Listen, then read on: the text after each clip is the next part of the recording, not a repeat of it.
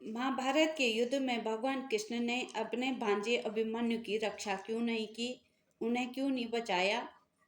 पौराणिक कथाओं के अनुसार दुष्टों के विनाश के लिए भगवान विष्णु अवतार लेते थे। भगवान विष्णु का साथ देने के लिए सभी देवताओं को पृथ्वी पर या तो अपना अवतार लेना पड़ता था या फिर अपना पुत्र उत्पन्न करना पड़ता था। द्वापर युग में दुष्टों का विनाश करने के लिए भगवान विष्णु कृष्ण के रूप में अवतार लेने वाले थे। तब ब्रह्मा जी ने सभी देवताओं को यह आदेश दिया था कि भगवान श्री कृष्ण की सहायता के लिए वह सभी पृथ्वी पर अंशावतार लें या अपने पुत्रों को जन्म दें।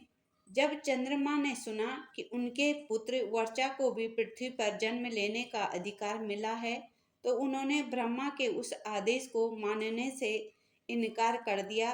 साथ ही यह भी कह दिया कि उनका पुत्र वर्चा अवतार नहीं लेगा। तब सभी देवताओं ने चंद्रमा पर यह कहकर दबाव डाला कि धर्म की रक्षा करना सभी देवताओं का कर्तव्य ही नहीं, धर्म भी है। इसलिए वे अथवा उनका पुत्र अपने कर्तव्य से कैसे विमुख हो सकते हैं। देवताओं के इस प्रकार दबाव डालने पर चंद्रमा विवश हो गए थे, लेकिन फिर भी उन्होंने देवताओं के सामने एक शर्त रख दी।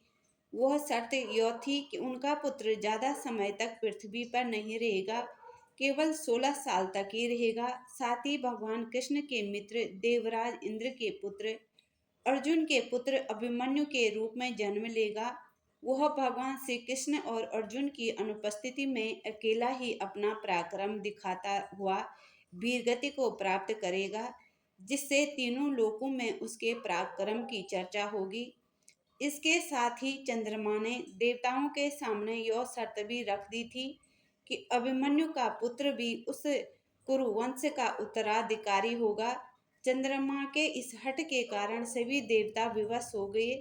तब चंद्रमा के पुत्र वर्चा ने महारथी अभिमन्यु के रूप में जन्म लिया था।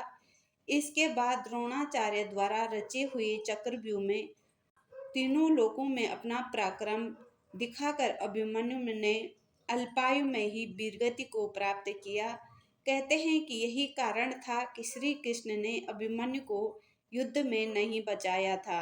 अगर कहानी अच्छी लगी तो please like share subscribe comments जरूर करें।